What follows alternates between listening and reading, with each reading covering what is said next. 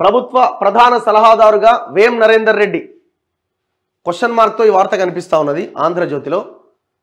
ముఖ్యమంత్రి రేవంత్ నీడలో బాధ్యతలు, 16 ఏళ్లుగా ఇద్దరి మధ్య స్నేహబంధం, ప్రణాళికా సంఘం ఉపాధ్యక్షుడిగా మండవ, ఇద్దరు నేతలకు క్యాబినెట్ హోదా, మంత్రివర్గ సమావేశాలకు మండవ. ఇది కూడా క్వశ్చన్ మార్క్తోనే ఉన్నది. యాక్చువల్గా వేం నరేందర్ రెడ్డికి ఆయనకు ఆ పదవి ఖచ్చితంగా ఆయన కీలకమైన పోస్టులోనే ఉన్నా లేకపోయినా ఆయన రేవంత్ పక్కనే ఉంటాడు. ఎందుకంటే వాళ్ళిద్దరికి అంత దగ్గరి దోస్తానా ఉన్నది.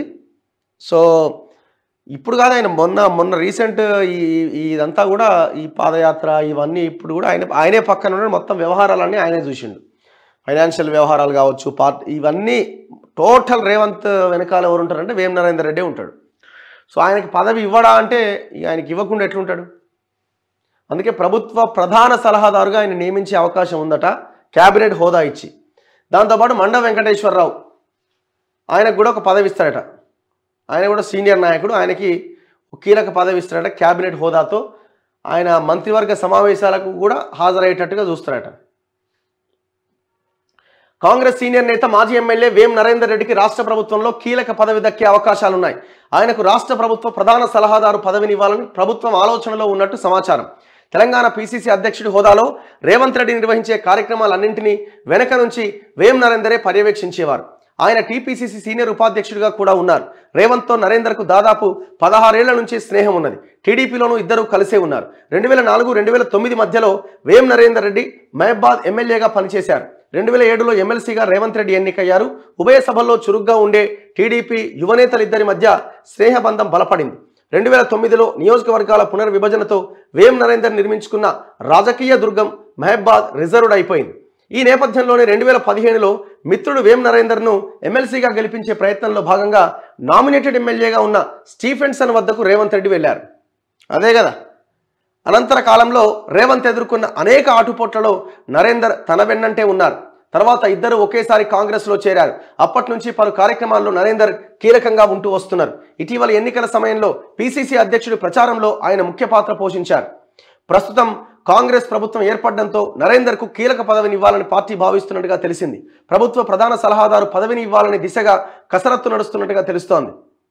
క్యాబినెట్ హోదాతో ఈ పదవిని ఇవ్వనున్నట్టుగా సమాచారం. ప్రధాన సలహాదారు పదవి అయితేనే సీఎంకు దగ్గరగా ఉండడంతో పాటు అవసరమైన కార్యకలాపాలను పర్యవేక్షించే ఛాన్స్ ఉంటుందని భావిస్తున్నారట. మండవకు ప్రణాళికా సంఘం సీనియర్ రాజకీయ నాయకుడు మాజీ మంత్రి మండ వెంకటేశ్వరరావుకు కూడా రాష్ట్రంలోని కాంగ్రెస్ ప్రభుత్వం కీలక పదవి ఇవ్వాలని నిర్ణయించింది. ఆయనకు రాష్ట్ర ప్రణాళికా సంఘం ఉపాధ్యక్షుడు పదవిని ఇవ్వబోతున్నట్టుగా విశ్వసనీయంగా తెలిసింది. ప్రణాళికా సంఘం ఉపాధ్యక్షుడికి క్యాబినెట్ హోదా ఉంటుంది.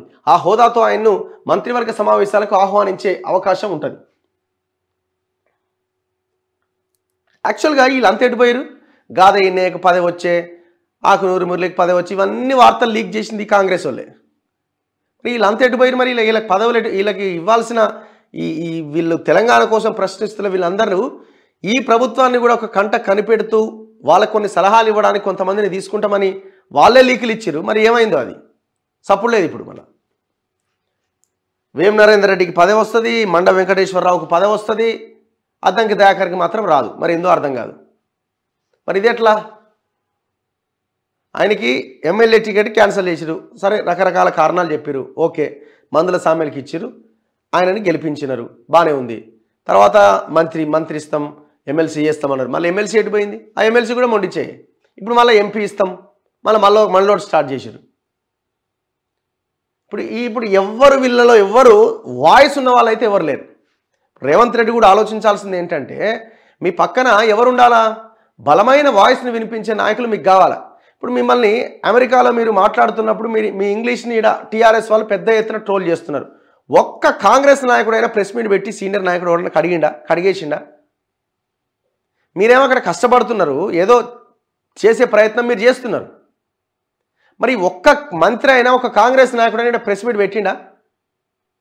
ప్రెస్ మీట్ పెట్టడం మీన్స్ ఒక్కసారి మాట్లాడితే సరిపోదు, దాన్ని ఒక మూమెంట్ లాగా తీసుకెళ్ళాలి కదా, మీకు సపోర్ట్గా నిలవాలి కదా. ఒక్కరైనా మాట్లాడుతున్నారా? అసెంబ్లీలో మిమ్మల్ని అంతగా కౌంటర్ చేసిరు కదా కేటీఆర్, హరీష్ రావు. ఒక్క మంత్రి అన్న కనీసం అంత బలంగా మీకోసం కొట్లాడినారా? మా ముఖ్యమంత్రి అని మాట్లాడిరా? మరి మీరు ఎవరిని పెట్టుకోవాలి పక్కన? మీరు కూడా ఆలోచించాలి. మీరు అరే వీళ్ళతో గొడవ ఎందుకులే అని అనుకుంటే మీ కిందికి నీళ్ళు వచ్చే అవకాశం ఉంది. ఆలోచించుకోండి. ఏమవుతుంది, నేను ఆల్రెడీ పదవిలో ఉన్నా అనుకుంటే అది మీ పొరపాటు, ఎవడేం చేయలేడు.